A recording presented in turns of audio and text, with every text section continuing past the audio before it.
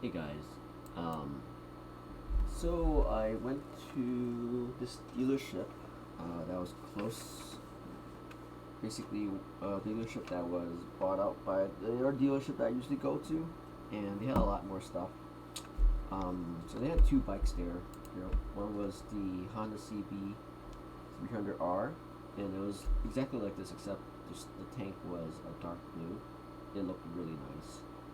And then they also, what caught my eye originally was a Duke 200. I noticed this color scheme.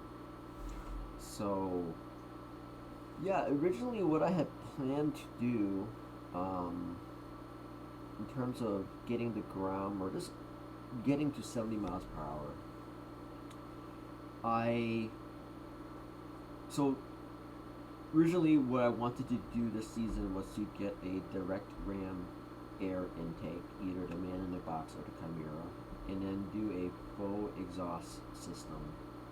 Um, so these are kind of things that are called bolt-on parts, stuff that I don't really need to open up the engine for, and both of them together will cost me about $1,000.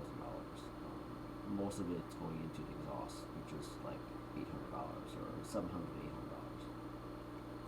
And then plus like 175 for the direct air intake, which I have on pre-order, which has not been shipped because they have supply issues. So, sorry, this keeps coming up.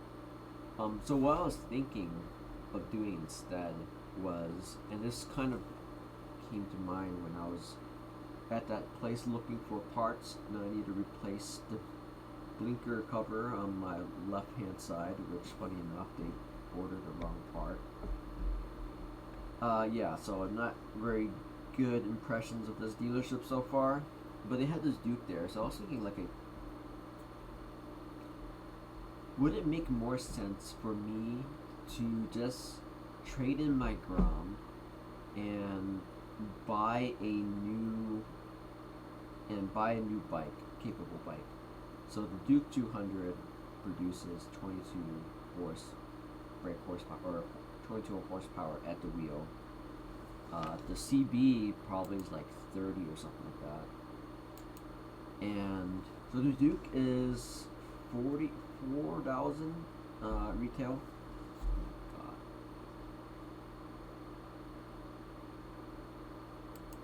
Go away! Oh shit.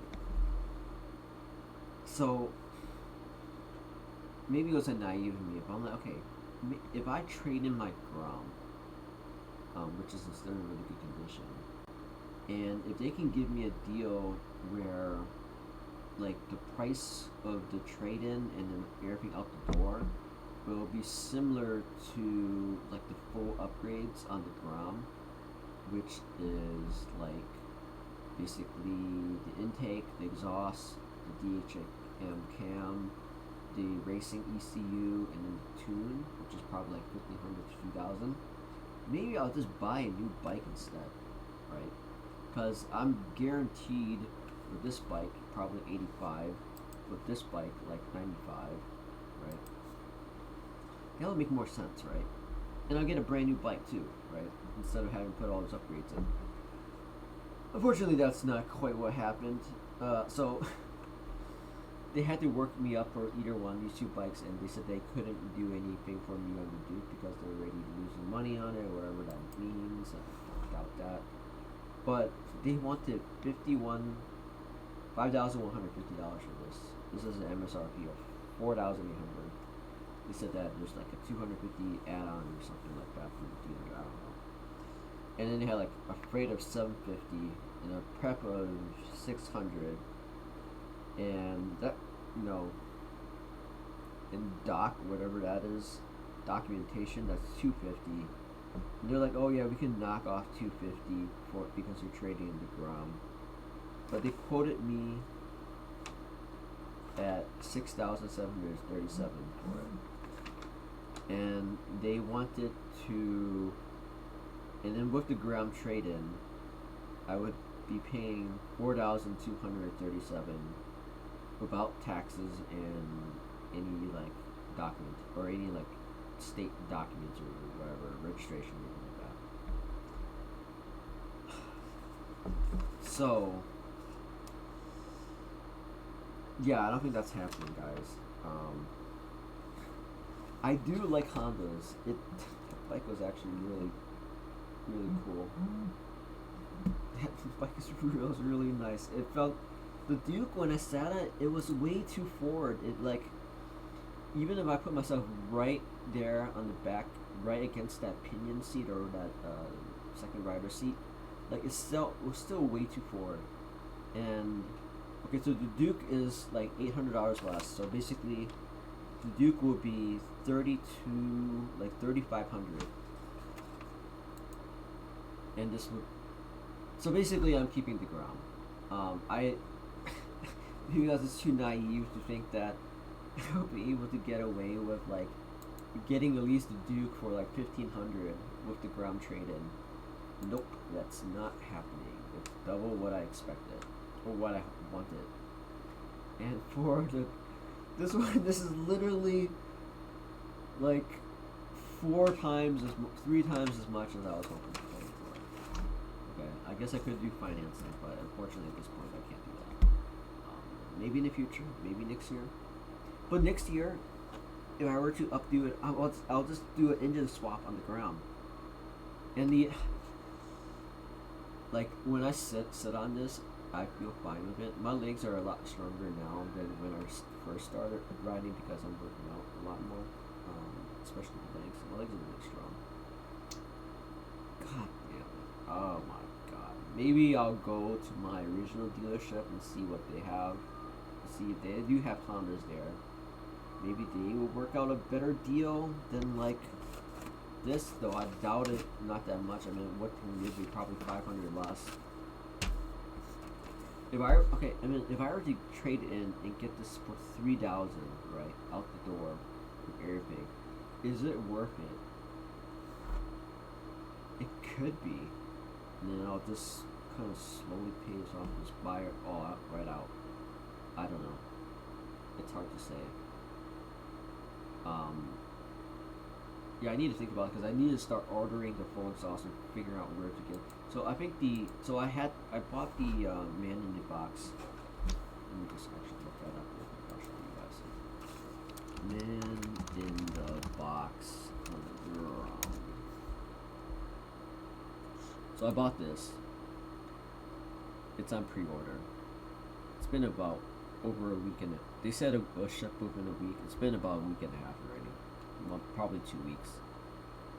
And what else do I need? Come on, click. Oh. And I also need a Yoshimura faux exhaust. And I don't need to buy it from these people, obviously. Whatever is available, but they're reputable. I just don't want to get.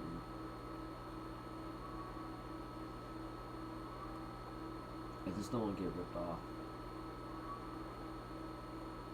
Here, where is it? Nope.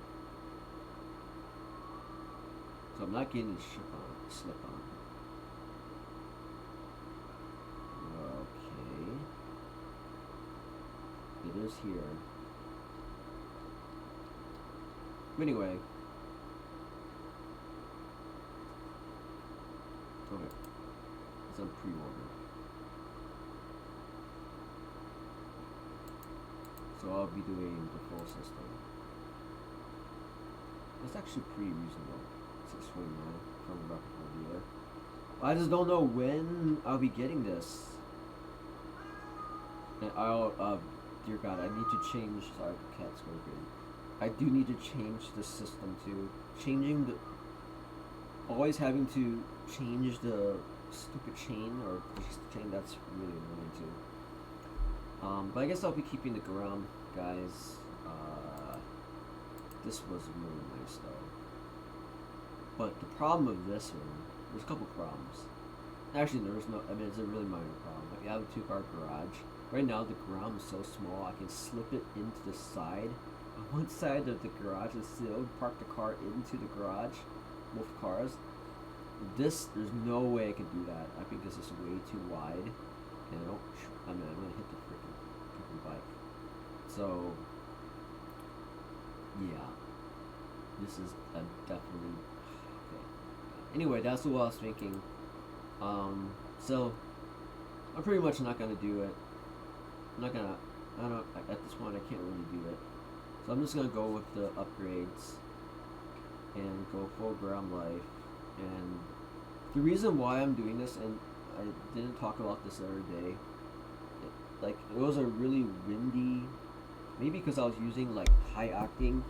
I I had a gallon of high octane gas, or I had a tank of high octane gas, to kind of hopefully take away some of the carbon buildup, because that's what it's supposed to be good for. And yeah, there was a really nasty headwind, like 35 miles per hour. I think the top speed, like on a really worst situation, like I got 43 miles per hour top speed into that headwind, possibly a slight uphill, and this was with the optimal gears too, and that's crazy. Okay? That's like I can't go 43 miles per hour on a 50-mile-per-hour road against the wind. I love the ground, but just can't do that. That's a little bit too crazy. It's a little bit too crazy. Anyway, that's the update. Fun times, seeing what I can't buy.